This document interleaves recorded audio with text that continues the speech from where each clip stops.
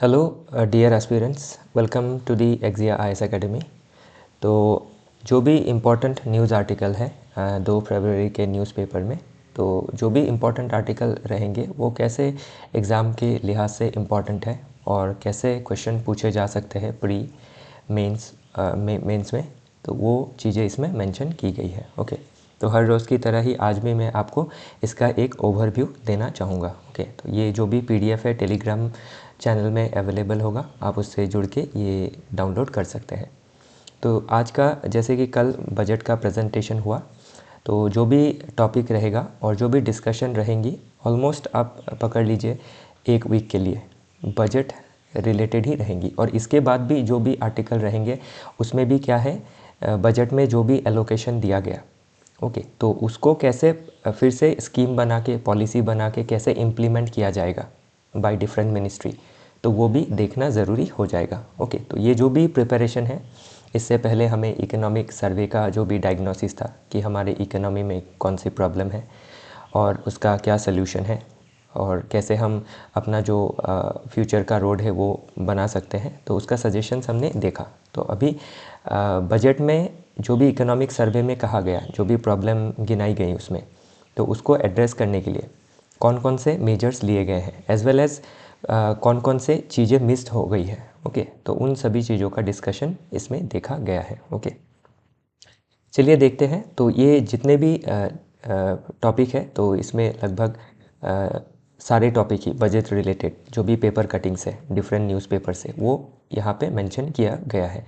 तो ये आप जो भी ग्राफिक्स है इसको भी देख के समझने की कोशिश कीजिएगा। ओके, तो इसका जो भी समरी है वो लिखा गया है, उसमें से मैं आपको थोड़ा बहुत बता दूंगा और बाकी आप अपने ओर से देखिएगा। ओके, तो common man on the moon, तो इसमें क्या है, जो मिडिल क्लास के लिए जो टैक्स रिलीफ दिया गया है। ओके, तो 12 लाख तक आपको टैक्स अभी टैक्स नहीं पे करना है, तो उससे कैसे जो हमारा कंजम्पशन ड्रिवन ग्रोथ है वो इंश्योर किया जाएगा, उस पर फोकस किया जा रहा है। ओके, तो ये अभी क्या है, बहुत ही चर्चे का मुद्दा बना हुआ है न्यूज़ में। ओके, तो 1 lakh crore gift for middle class but government sticks to physical prudence. Okay, तो कैसे फिजिकल प्रूडेंस को अपना रही है, कैसे हमारा जो आपका एफआरबीएम का जो भी टारगेट है उसको कैसे मीट करने का कोशिश किया जा रहा है, उसके रिगार्डिंग भी इसमें चर्चा किया गया है। ओके, तो इसमें जो भी अभी 12 लाख तक कोई टैक्स नहीं देना है सालाना। ओके, तो उसमें क्या है,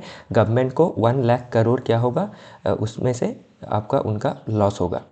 तो जो लॉस है वो किसको बेनिफिट करेगा, जो टैक्स पेयर से, जो पर्सनल इनकम के ऊपर टैक्स पे करते हैं। तो लगभग हमारे देश में 3 करोड़ जो टैक्स पेयर है उनको बेनिफिट होगा, क्योंकि उनके हाथ में 1 लाख करोड़ रुपए सेव हो जाएंगे। और उस सेविंग में से क्या है, वो अपने हाउसिंग में, ओके, फिर आपका ऑटोमोबाइल में, फिर जो भी डेली लाइफस्टाइल में जो भी खर्चे हैं उसमें बढ़ोतरी होगी। और उसमें अगर बढ़ोतरी हुआ तो मार्केट में डिमांड जनरेट होगा, और जब डिमांड जनरेट होगा तो क्या है, प्रोडक्शन बढ़ेगा।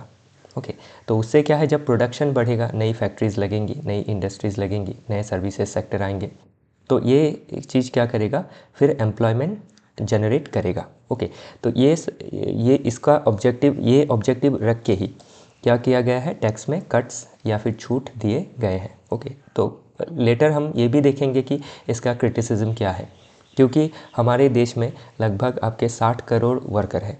तो इन 60 करोड़ वर्कर में से क्या है, लगभग 3 करोड़ जो टैक्स पेयर है उनको ही बेनिफिट मिलेगा इस 1 लाख करोड़ गिफ्ट का, या फिर जो टैक्स का आपका गिफ्ट दिया गया है। ओके, कि आपको टैक्स नहीं पे करना है अप टू 12 लाख, तो इसमें 3 करोड़ लोगों को ही फ़ायदा होगा।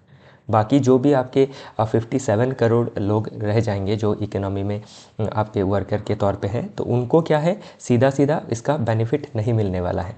ओके, नो डाउट बेनिफिट तो मिलेगा। कैसे मिलेगा, कि जब कंजम्पशन बढ़ेगा, ओके, जो अर्बन एरिया में जो भी आपका डिमांड घट गया था वो बढ़ेगा, तो आपका प्रोडक्शन बढ़ेगा, और प्रोडक्शन बढ़ेगा तो क्या है, जो भी वर्क फोर्स है वो एम्प्लॉयड होंगे और उनको जो भी वेजेस है वो हाइक होगा। तो वैसे तो बेनिफिट होगा, लेकिन फिर भी क्या है, इसमें आलोचनाएं भी की गई है कि लार्ज चंक ऑफ पॉपुलेशन को इस टैक्स का जो भी बेनिफिट है वो हासिल नहीं होगा। ओके, तो ये सारी चीज़ें भी हम क्या है आपके नेक्स्ट स्लाइड्स में देखेंगे। ओके, तो इसमें फिर से उसी के बारे में मेंशन किया गया है, upper hand to middle class. Okay, peoples budget to unlock spending. तो कैसे स्पेंडिंग अनलॉक होगा, क्योंकि जो भी छूट दी गई है उससे लोगों के पास जो डिस्पोजेबल इनकम है, खर्चे करने का जो पैसा होगा वो बढ़ जाएगा। ओके, चलिए आगे देखते हैं। तो ये सभी चीज़ें उसी के ऊपर है। ओके, तो स्पेंड इंडिया स्पेंड, तो जो भी छूट दी गई है स्पेंड करो।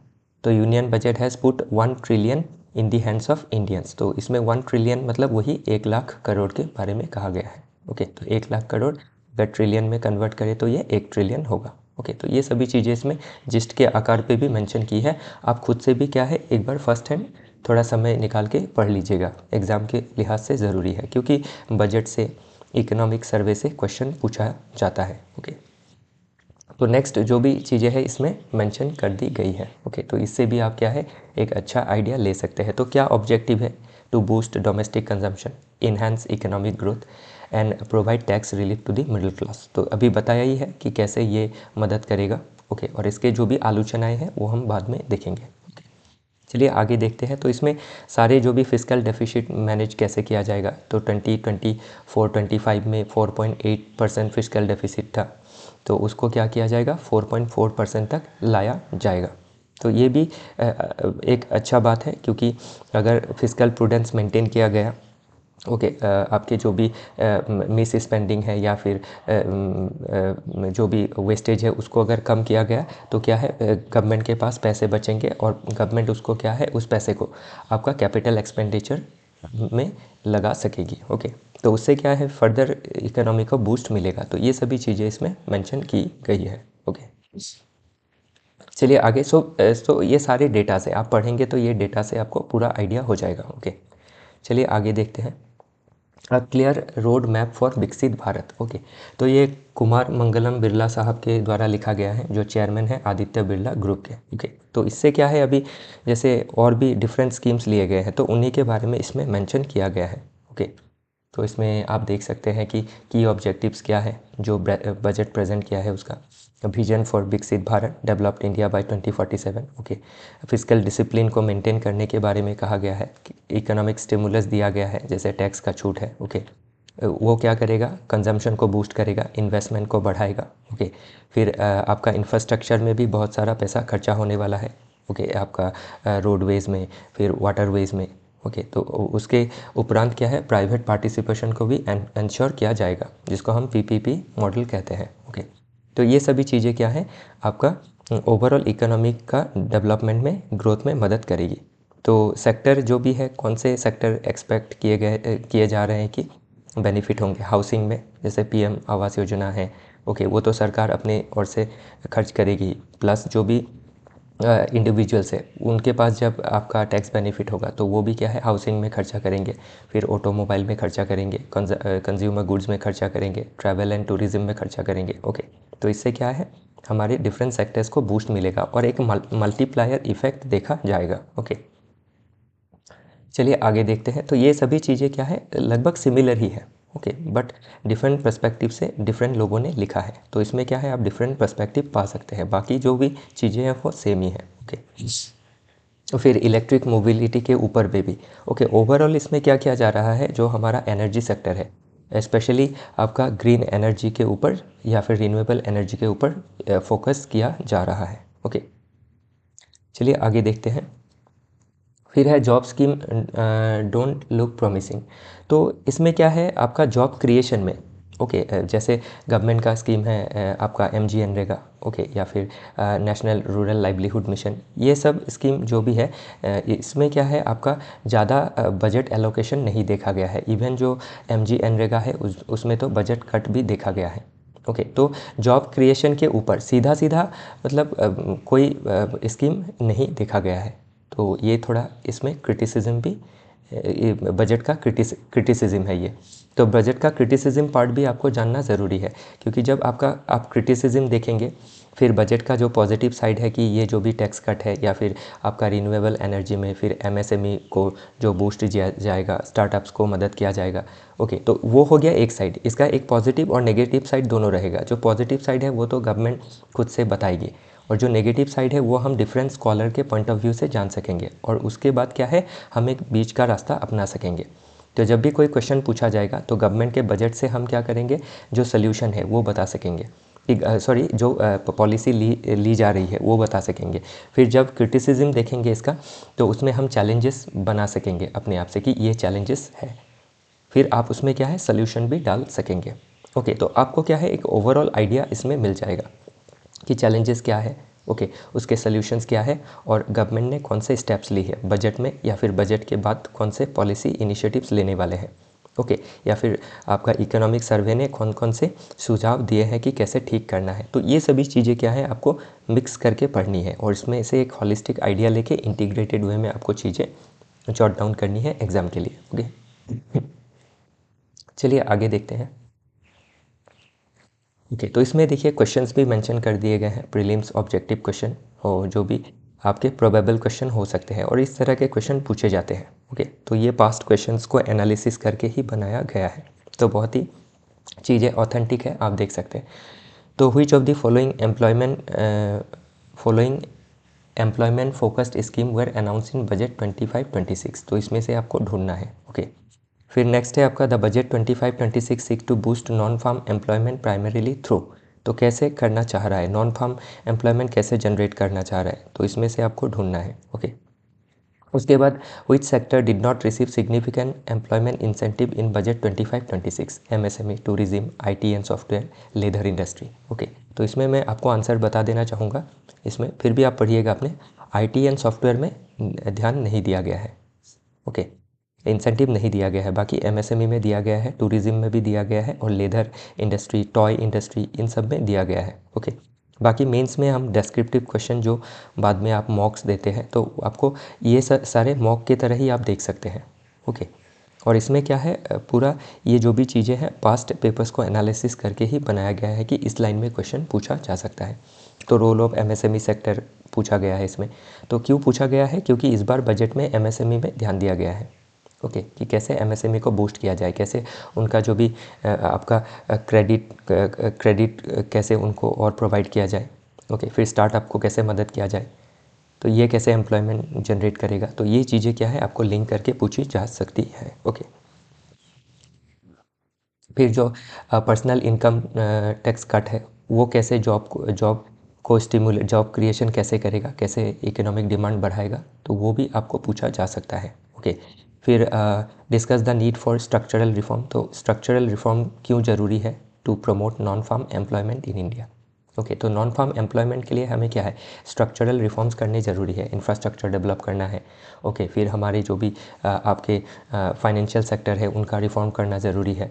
ओके, बैंकिंग सेक्टर का रिफॉर्म करना ज़रूरी है, तो ये सभी चीज़ें आप क्या है इसमें मेंशन कर सकते हैं। तो ये जो स्ट्रक्चरल रिफॉर्म है इसके बारे में इकोनॉमिक सर्वे भी मेंशन कर चुका है, तो उनका भी आप रेफरेंस इसमें मेंशन कर सकते हैं। ओके, तो आप क्या है अपने तरफ से सजेशन ना देके, मतलब वही सजेशन है जो आप सोचेंगे कि मुझे देना है वो ऑलरेडी इकोनॉमिक सर्वे ने भी बताया है।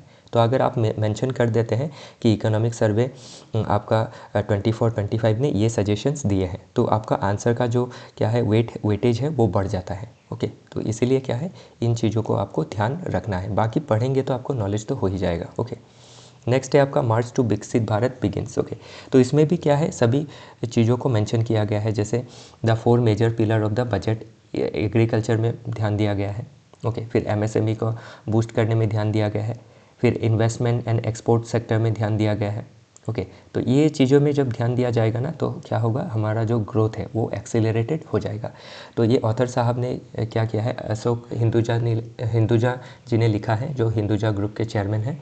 तो इसमें से भी आप क्या है एक अच्छा इंसाइट पा सकेंगे कि इन सेक्टर में जब ग्रोथ होगा तो ये कैसे मल्टीप्लायर इफेक्ट डालेगा इकोनॉमी के ऊपर। ओके, तो बाकी वही चीज़ें इसमें मेंशन की है। तो आपका पता ही है कि जो एक्सपेक्टेड जीडीपी हमारा ग्रोथ होने वाला है वो 6.4 के लगभग है। तो ये चीज़ें हम पास्ट कई दिनों से लगातार डिस्कशन करते आ रहे हैं। ओके, और करेंट जो पर कैपिटा इनकम है $2500 है, जो लगभग 2-2.5 लाख के अंदर होगा सालाना। ओके, तो इसको भी बढ़ाना है। ओके, और हमें अगर विकसित भारत पाना है तो हमारा जो ग्रोथ है वो 8% प्लस ग्रो करना पड़ेगा, तभी हम क्या है विकसित भारत बन सकते हैं। तो अभी 8% ग्रोथ अचीव करने के लिए हमें क्या करने होंगे, उसके आपको सुझाव देने होंगे। ओके, कौन कौन से चैलेंजेस है ये भी पूछा जा सकता है। तो चैलेंजेस के बाद आपको सुझाव देना है, सुझाव के बाद आपको ये भी क्वेश्चन में पूछा जा सकता है कि कौन सी पॉलिसीज़ ली गई है। तो आप बजट में जो भी पॉलिसीज़ बजट के दौरान या इसके बाद जो भी पॉलिसीज़ लेंगी गवर्नमेंट, उसको आप मेंशन कर सकते हैं। पास्ट में जो पॉलिसीज़ है और जो अभी भी कंटिन्यू है उनको भी आप मेंशन कर सकते हैं। ओके, फिर इसमें इंक्लूसिव ग्रोथ के ऊपर भी फोकस किया है कि जो बॉटम 50% ऑफ सिटीज़न है उनको ध्यान देना है। ओके, और हम हमारे देश का लगभग 45-46% लोग तो आपके एग्रीकल्चर में डिपेंडेंट है, और एग्रीकल्चर क्या है, बहुत ज़्यादा प्रॉफिटेबल नहीं है। तो उसको कैसे प्रॉफिटेबल बनाया जाए। ओके, तो यही चीज़ों को क्या करना है, आपको लिंक करके लिखना है। ओके, क्योंकि आप एक सिविल सर्वेंट बनने जा रहे हैं, तो आपका जो हमारा देश का जो भी इकोनॉमिक सिनेरियो है, ओके, उसको समझना ज़रूरी है, और उसको क्या है, सिंपल लैंग्वेज में समझना ज़रूरी है। ओके, आपको एकदम बहुत स्कॉलरली नहीं बनना है इसमें। ओके, आपको स्कॉलर जैसे स्टडी नहीं करने हैं। आप क्या है, सिंपली इसको आपका जो नॉलेज का डेप्थ है उससे ज़्यादा आप क्या है, आपको ये सभी चीज़ें एक वर्टिकल लाइन में समझनी है। मतलब जितने ज़्यादा आप कॉन्सेप्ट समझ सकते हैं उतना ही आपका क्या होगा, नॉलेज इन्हांस होगा। ओके, और उससे आप बेटर आंसर लिख पाएंगे। ओके, तो सिंपल वर्ड में सभी चीज़ों को दिया गया है, आप इसको समझने की कोशिश कीजिएगा। ओके, चलिए आगे देखते हैं।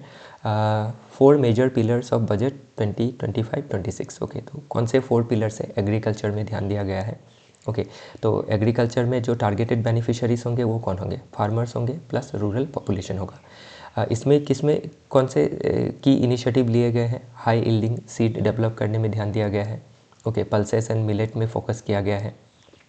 फिर आपका सपोर्ट किया गया है 100 लो प्रोडक्टिविटी डिस्ट्रिक्ट को। तो ये जो हमने एस्पिरेशन डिस्ट्रिक्ट प्रोग्राम देखा था, नीति आयोग ने लिया था, उसी का एक क्या है, आप रेप्लिकेशन भी कह सकते हैं। तो 100 जो लो प्रोडक्टिव डिस्ट्रिक्ट है, ओके, एग्रीकल्चर के मामले में, उनको डेवलप किया जाएगा। फिर एमएसएमई सेक्टर में ध्यान दिया गया है कि स्मॉल बिजनेसेस को डेवलप करना बहुत ज़रूरी है। ओके, उनको क्रेडिट का अवेलेबिलिटी रखना ज़रूरी है। ओके, फिर आपको पता ही है स्ट्रीट जो वेंडर्स है उनके लिए पीएम स्वनिधि लाया गया था ड्यूरिंग कोरोना क्राइसिस। ओके, फिर इन्वेस्टमेंट किया जाएगा किसमें, इंफ्रास्ट्रक्चर में, एजुकेशन में। तो आंगनबाड़ी स्कीम जो है ऑलरेडी, ओके, आईसीडीएस के अंडर। ओके, फिर डिजिटल स्कूल्स कैसे डेवलप किए जाएंगे। पावर में देखा जाए तो आपका न्यूक्लियर सेक्टर में ध्यान दिया गया है। ओके, नेक्स्ट एक्सपोर्ट में आपका ट्रेड एंड इंडस्ट्री में, शिप बिल्डिंग में, माइनिंग में, टूरिज्म में, अफोर्डेबल हाउसिंग में ध्यान दिया गया है। तो ये सभी चीज़ें एग्जाम में पूछी जा सकती है। प्रीलिम्स में पूछ लिया जा सकता है कि आपका ट्रेड एंड इंडस्ट्री में किन चीज़ों में ध्यान दिया गया है। तो ये चीज़ें आपके ऑप्शंस में रहेंगी। ओके, तो ये इन चीज़ों को आपको ध्यान से पढ़ना होगा।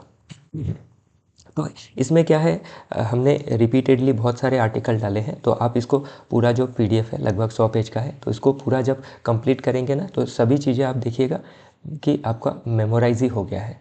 ओके, चलिए आगे देखते हैं।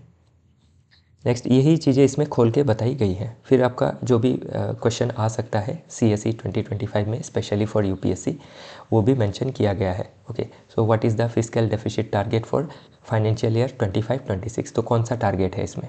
ओके, ये आप देख सकते हैं। ओके, इसका आंसर बी और सी के अंदर है, ए और डी नहीं है, तो आप इससे निकालिएगा। ओके, पढ़ने से आपको ये मालूम हो जाएगा। नेक्स्ट है budget 25-26 aim to boost agriculture by focusing on, किस में ध्यान दे रहा है। ओके, तो अभी हमने पढ़ा था अभी जस्ट, तो इससे आप देख सकते हैं कौन सा है। ओके, नेक्स्ट है which sector did not receive major investment focus in budget 25-26। इसमें भी आप देख सकते हैं। ओके, अभी जस्ट देखा था हमने, तो इससे भी आप निकाल सकते हैं। फिर डेस्क्रिप्टिव क्वेश्चन भी इसमें मेंशन किया गया है। ओके, तो discuss the key measures in budget 25-26 aimed at achieving विकसित भारत मिशन 2047। तो इसमें क्या कौन से चीज़ों में एम किया गया है टू अचीव विकसित भारत, तो इसको आपको देखना होगा। फिर एमएसएमई के बारे में आया अगेन। ओके, फिर आपका increase capital expenditure on India's economic growth and employment. Okay, इसके ऊपर भी क्वेश्चन देखा जा सकता है। फिर जो आपका इनकम टैक्स चेंजेस लाए गए हैं, उस वो डोमेस्टिक प्रोडक्शन को कैसे बूस्ट करेगा, कंजम्पशन को कैसे बूस्ट करेगा, और उससे प्रोडक्शन कैसे इंक्रीज़ होगा। ओके, और कैसे एम्प्लॉयमेंट जनरेशन होगा। तो ये सभी चीज़ें क्या है, लिंक है, मल्टीप्लायर इफेक्ट जिसको कहा जाता है। ओके, चलिए आगे देखते हैं। Is it a step towards न्याय। ओके, तो इसमें भी क्या है, अभी जो भी स्कीम्स ली गई है क्या ये न्याय के ओर ले जाएगा हमें, क्या इंक्लूसिव डेवलपमेंट इंश्योर करेगा, क्या social and economic justice ensure करेगा, तो उसी के बारे में ये आर्टिकल बात करता है। तो ये बजट के रिगार्डिंग ही है। तो इसमें फिर से आपका ये देख सकते हैं टैक्स एग्जाम्पशन जो दिया गया है on salary income up to 12 lakh per annum. Okay, तो ये सभी चीज़ों को क्या बताया गया है, game changer for middle class tax payers. और फिर ये कैसे गेम चेंजर नहीं है, ये भी इसमें क्रिटिसिज्म दिखाया गया है, क्योंकि सिर्फ 3 करोड़ लोगों को ही बेनिफिट होगा, तो बाकी लोग क्या करेंगे। ओके, फिर आपका क्या है, जो भी गिग वर्कर है उनमें ध्यान दिया गया है। ओके, तो जो भी आपके फॉर्मल इनफॉर्मल वर्क एम्बिट में है और उनका जिनका इनकम बहुत कम है, जिनको सोशल सिक्योरिटी नहीं है, ओके, पेंशन नहीं है, प्रोविडेंट फंड नहीं है, ओके, हेल्थ इंश्योरेंस नहीं है, तो उनको कैसे मदद किया जाए। ओके, तो उसी के बारे में कहा गया है, इसीलिए इसमें न्याय जो वर्ड है मतलब जस्टिस वर्ड का इस्तेमाल हुआ है। ओके, तो इन फ्यूचर क्या है, एग्ज़ाम में ऐसे क्वेश्चंस भी बन सकते हैं कि जो अभी का बजट है वो कैसे न्याय इंश्योर करेगा या फिर जस्टिस इंश्योर करेगा जो भी आपके गिग वर्कर्स है उनके लिए, ओके, या फिर जो फार्म सेक्टर में है उनके लिए। तो ये सभी चीज़ें आप क्या है समझ सकते हैं। चलिए आगे देखते हैं। तो इसमें सभी चीज़ें मेंशन की गई है। ओके, तो अगेन जो अभी थोड़े पहले दिखाया था expected boost in housing, automobile, retail and consumer goods, ये सभी इसमें फिर से मेंशन की गई है। ओके, चलिए आगे देखते हैं। तो गिग वर्कर को कैसे मदद मिलेगा, फिर टीडीएस और टीसीएस में कौन से सिंप्लीफिकेशन लाए गए हैं, ये सभी हमें देखना ज़रूरी होगा। फिर इसका ये जो भी कंसर्न एंड चैलेंजेस है, ओके, इसको इसमें दिखाया गया है। चलिए नेक्स्ट देखते हैं। और जो भी क्वेश्चंस बन सकते हैं प्रोबेबल क्वेश्चन बजट रिलेटेड, वो भी इसमें दिए गए हैं। ओके, तो what is the new tax free salary limit under budget 25-26, तो ये भी इजी है। ओके, फिर आपका इसमें the central know your customer registry aim to, तो नो योर कस्टमर रजिस्ट्री किसको एम कर रहा है, तो इसी में कहीं में आपको इसमें मेंशन किया गया है, तो इससे आप ये समझ सकते हैं। ओके, चलिए आगे देखते हैं। फिर डिस्क्रिप्टिव क्वेश्चन भी इसमें दिए गए हैं। नेक्स्ट है आपका ये भी बजट रिगार्डिंग ही है। ओके, तो ये भी आप देख सकते हैं कैसे कंजम्पशन को स्टिमुलस देगा। ओके, पब्लिक कैपिटल एक्सपेंडिचर कितना बढ़ने वाला है इंफ्रास्ट्रक्चर सेक्टर में। ओके, मॉनिटरी ईजिंग कैसे किया जाएगा बाय आरबीआई। ओके, कैसे रेगुलेटरी जो सिंप्लीफिकेशन है उसको करना ज़रूरी है, मतलब मिनिमम गवर्नमेंट मैक्सिमम गवर्नेंस कैसे लाना है ताकि ईज़ ऑफ डूइंग को address, ease of doing business को ठीक किया जाए। ओके, जब बिज़नेस करने में हमें क्या हो, ईजी हो। ओके, और इन्वेस्टमेंट और आए, वो चाहे आपके डोमेस्टिक इन्वेस्टर हो या फॉरेन इन्वेस्टर हो।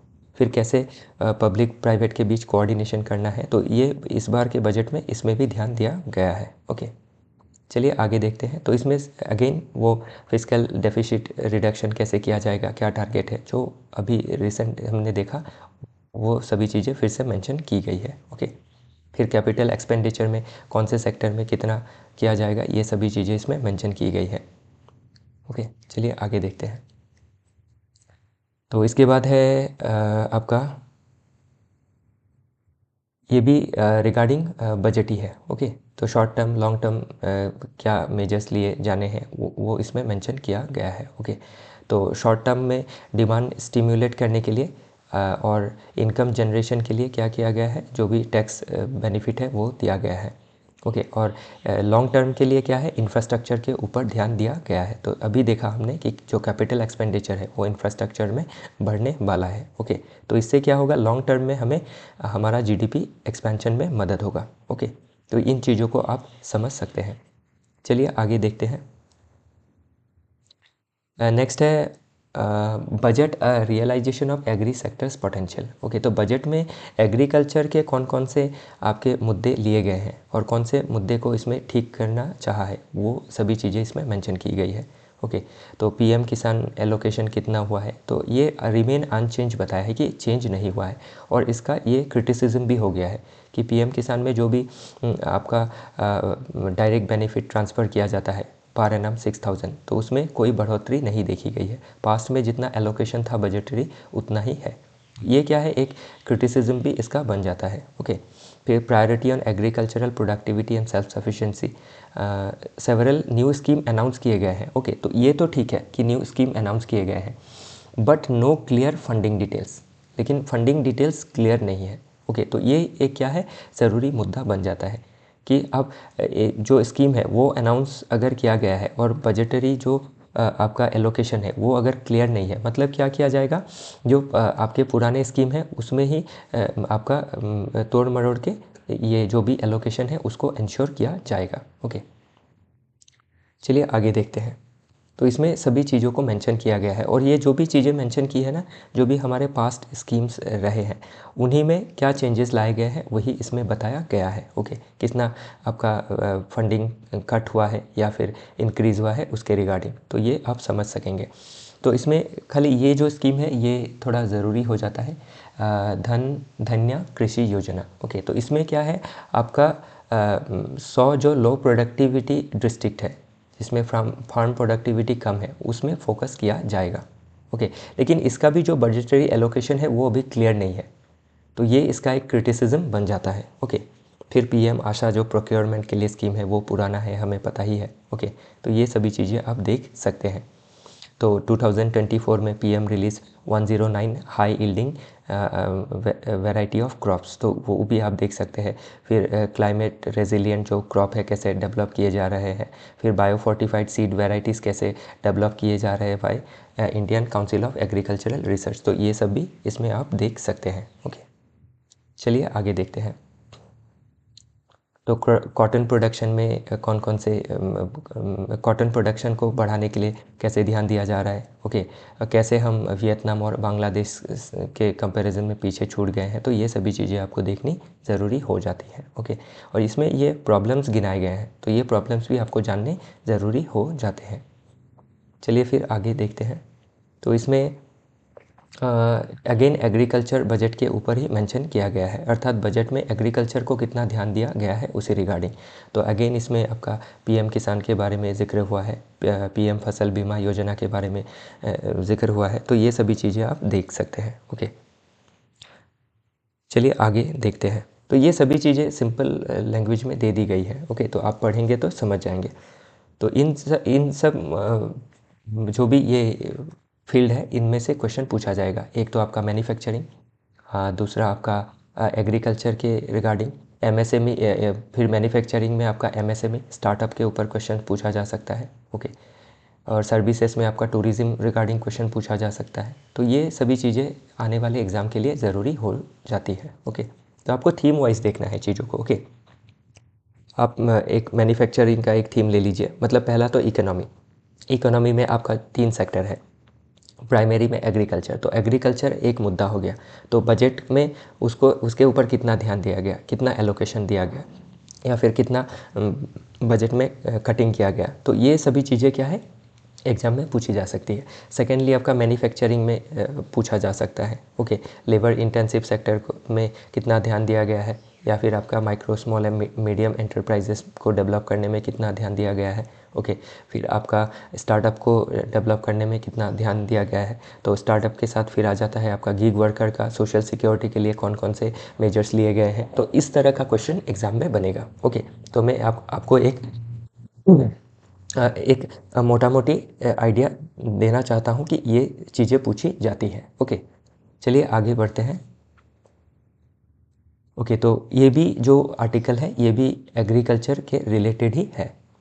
तो इसमें लिखा है कि agriculture is fiscally neglected in the budget. तो fiscally neglected in the budget मतलब क्या है, जो बजटरी एलोकेशन है वो सेम है, या फिर उसमें कट हुआ है, या फिर उसमें क्या किया गया है, जो भी इंक्रीज़ हुआ है वो बहुत ही कम इंक्रीज़ हुआ है। ओके, तो ये थोड़ा क्रिटिसिज्म है बजट का एग्रीकल्चर के ऊपर। ओके, तो ये भी ज़रूरी हो जाता है, इससे आपको क्या है एक आइडिया मिल जाएगा कि करना क्या है। ओके, क्या नहीं किया गया है और करना क्या है। ओके, चलिए आगे देखते हैं। फिर इसमें आप देख सकते हैं स्कीम में आपका कॉटन टेक्नोलॉजी मिशन में कॉटन का डेवलपमेंट के लिए कितना एलोकेशंस दिए गए हैं। ओके, मिशन फॉर पल्सेस में कितना एलोकेशन दिया गया है। तो इसमें क्रिटिसाइज़ किया गया है कि जो भी एलोकेशन है ये क्या है बहुत ही कम है। ओके, चलिए आगे देखते हैं। नेक्स्ट है आपका the social sector is again the target of spending cut. तो सोशल सेक्टर में आपका क्या आ जाता है, एजुकेशन, हेल्थ, स्किल। ओके, तो इन सब चीज़ों में क्या देखा गया है, स्पेंडिंग में कट देखा गया है। तो ये चीज़ें क्या है, एक दिक्कत कर सकती है जो सोशल सेक्टर हम लोग का डेवलपमेंट का जो गोल रहेगा, क्योंकि सोशल सेक्टर को ग्रो कराना बहुत ही ज़रूरी है। ओके, और हमारा विकसित भारत के लिए क्या है, आपका 6 प्रिंसिपल है, जीरो पॉवर्टी। तो जीरो पॉवर्टी के लिए क्या है, सोशल सेक्टर स्पेंडिंग ज़्यादा होना ज़रूरी है। फिर आपका क्वालिटी एजुकेशन के लिए क्या है, ज़्यादा स्पेंडिंग होना ज़रूरी है। वो चाहे अर्ली चाइल्डहुड केयर हो, या फिर प्राइमरी एजुकेशन हो, या फिर सेकेंडरी हो, या फिर हायर हो, या फिर स्किल रिलेटेड इस आपके एजुकेशन हो, या फिर वोकेशनल एजुकेशन हो। ओके, फिर कॉम्प्रिहेंसिव हेल्थ केयर के लिए, तो हेल्थ केयर भी क्या है, सोशल सेक्टर में आ जाता है। फिर मीनिंगफुल एम्प्लॉयमेंट देना है ताकि पॉवर्टी जो है ज़ीरो किया जा सके। तो उसके लिए एमजी एनरेगा को क्या है, एनहेंस करना है। और एमजी एनरेगा का जो बेनिफिट है वो हम अर्बन एरिया में भी उसको एक्सपेंड करना है, लेकिन वो चीज़ें नहीं देखी गई है। ओके, वुमेंस का जो वुमेन का इकोनॉमिक इंक्लूजन इंश्योर करना है, तो उसके लिए क्या होगा, ये चीज़ें आपको ठीक करनी होंगी। जैसे पॉवर्टी रिड्यूस करना होगा वुमेन को क्वालिटी एजुकेशन देना होगा, एक्सेस दिलवाना होगा। ओके, हेल्थ केयर उनका बेटर हेल्थ केयर में ध्यान देना होगा, स्पेशली वुमेन के लिए। ओके, फिर फार्मर्स वेलबींग, तो इन चीज़ों में ध्यान देना होगा, लेकिन कम ध्यान दिया जा रहा है as per this article. Okay, चलिए आगे देखते हैं। तो इन चीज़ों को क्या है, ज़्यादा ध्यान देना होगा, क्योंकि सोशल सेक्टर डेवलप नहीं हुआ तो ये इकोनॉमी में क्या करेगा, इम्पैक्ट डालेगा। ओके, तो ये सभी चीज़ें इसमें मेंशन की गई है कि कितना कम है और कितना होना चाहिए। ओके, चलिए आगे देखते हैं। Reviving demand for industrial growth. Okay, तो डिमांड को रिवाइव करना बहुत ज़रूरी है। तो डिमांड रिवाइव के लिए टैक्स इंसेंटिव तो दिए ही गए हैं। ओके, टैक्स कट दिया गया है, लेकिन उसमें से क्या है, आपका डिमांड जितना मतलब ये एक्सपेक्ट किया जा रहा है उतना ग्रो नहीं होगा, क्योंकि इसके लिए आपका जो रूरल इंडिया है, रूरल इंडिया में ज़्यादातर पॉपुलेशन रहते हैं, तो उनका जो इनकम है उसको बढ़ाना बहुत ज़रूरी है। ओके, क्योंकि सिर्फ 3 करोड़ के खर्च करने से डिमांड जो जितना एक्सपेक्ट किया जा रहा है या फिर जो हम चाहते हैं विकसित भारत के लिए, उतना नहीं होगा। ओके, तो उसी के रिगार्डिंग ये आर्टिकल बात करता है, तो ये भी काफ़ी अच्छा इंसाइट आपको देगा। ओके, चलिए आगे देखते हैं। फिर नेक्स्ट आर्टिकल जो है ये भी बात करता है रिगार्डिंग बजट ही। ओके, कैसे हमें जो भी की इकोनॉमिक चैलेंजेस है उसको कैसे एड्रेस करना है। ओके, जो लो डोमेस्टिक डिमांड है उसको कैसे एड्रेस करना है, तो जो भी टैक्स इंसेंटिव है वो देखा जा सकता है। उसके अलावा ओके, बाकी जो बॉटम 50% है उसका जो भी उनका जो भी इनकम है उसको कैसे ऑगमेंट करके और डिमांड जनरेट किया जा सकता है। ओके, जो प्राइवेट सेक्टर का आपका स्लगिश इन्वेस्टमेंट देखा जा रहा है उसको बढ़ाना है। ओके, वेज जो ग्रोथ है वो बहुत ही ल्यूकवार्म है, बहुत ही कम बढ़ रहा है, तो उसको भी ठीक करना ज़रूरी है। ओके, फिर आपका एम्प्लॉयमेंट जनरेशन भी बहुत कम है। तो अगर ग्रोथ ही कम है तो प्रोडक्शन कम है, फैक्ट्रीज बहुत लिमिटेड वर्कर्स को लेके काम कर रही है, तो उसके लिए क्या है, ये चीज़ों को ठीक करना है। ओके, आपका प्राइवेट इन्वेस्टमेंट को बढ़ाना है। चलिए आगे देखते हैं। तो इसमें गवर्नमेंट का क्या रिस्पॉन्स है, वो सभी चीज़ें आप इसमें देख सकते हैं। ओके, तो रिसेंटली जो भी देखा, support for MSME, startup, clean energy. Okay, ये सब चीज़ें आप मेंशन कर सकते हैं। चलिए आगे देखते हैं। तो इसमें फिर से आपका बताया गया है कि कैसे डिफरेंट सेक्टर में आपके कितने कट किए गए हैं या फिर इंक्रीज़ किया गया है। तो रोड ट्रांसपोर्ट में आपका फाइनेंशियल ईयर 25 के तुलना में इसमें आपका कट किया गया है, स्मॉल कट। ओके, टेलीकॉम में मेजर कट देखा गया है।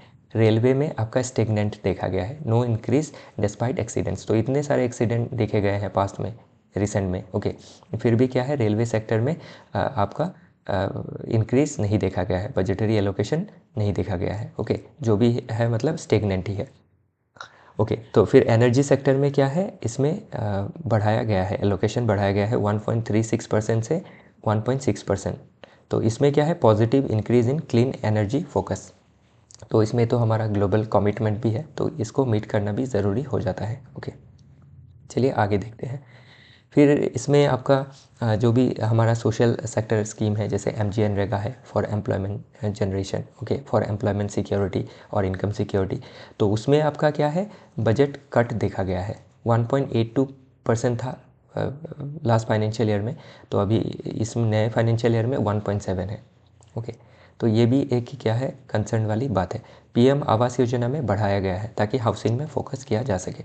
तो अभी देखिए इसमें कैसे मल्टीप्लायर इफेक्ट होगा। पीएम आवास योजना में अगर आपका बजटरी एलोकेशन बढ़ाया गया है तो इसका मतलब क्या है, हाउसिंग में फोकस दिया गया है। तो हाउसिंग में फोकस दिया गया है मतलब क्या, हाउस को बनाने के लिए ईंटें चाहिए, रोड चाहिए, सीमेंट चाहिए। ओके, तो अभी या और रूफ में टीने चाहिए। तो ये सभी चीज़ों का क्या है, अभी जब डिमांड बढ़ जाएगा तो जो भी इंडस्ट्रीज़ है वो अपना प्रोडक्शन बढ़ाने लगेगी।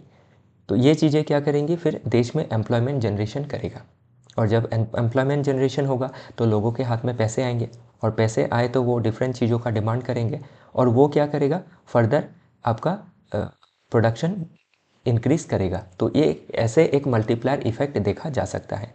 ओके, फिर आपका जो नेशनल रूरल लाइवलीहुड मिशन है, NRLM। ओके, हाँ, फिर आपका एक है नेशनल अर्बन लाइवलीहुड मिशन। तो NRLM में क्या किया गया है, इंक्रीज़ किया गया है, बजटरी एलोकेशन बढ़ाया गया है सपोर्ट फॉर सेल्फ एम्प्लॉयमेंट के लिए। ओके, जैसे सेल्फ हेल्प ग्रुप भी इसमें आ जाता है कि कैसे सेल्फ हेल्प ग्रुप को ओके NRLM के तहत मदद किया जाएगा, वो आप देख सकते हैं। चलिए आगे देखते हैं। तो ये आपका clean energy and climate transition, ये हमने देखा है कि कैसे जो भी एलोकेशन से बढ़ाए गए हैं, ये एनर्जी में देख सकते हैं इस पॉइंट में। ओके, चलिए आगे देखते हैं। तो इसके साथ ही स्ट्रेंथ वीकनेसेस इसमें मेंशन किया गया है। तो आज के एनालिसिस में इतना ही था। तो कल फिर मिलेंगे कुछ डिफरेंट टॉपिक के साथ। तो ये जो भी PDF है आप अपनी तरफ से पढ़ लीजिएगा। आज के लिए इतना ही। हमसे जुड़ने के लिए आपका बहुत बहुत धन्यवाद।